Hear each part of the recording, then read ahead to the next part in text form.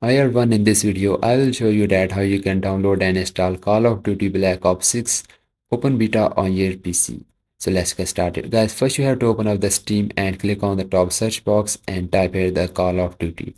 And the Call of Duty game will show on the top, so you can just simply click on that to open up. Now here you just need to scroll down and you will see option of add to library, which is the play Call of Duty Black Ops 6 open beta. So this tale is for 2 days. Click on the add to library and this was added to your library. Go to your Steam library and click on the game, which is the Call of Duty open beta, and click on the install.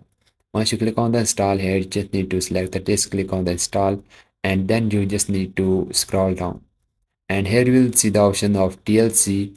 Manage my 3 DLC on the right hand side. Click on that. Here you just need to make sure that only the Call of Duty is selected.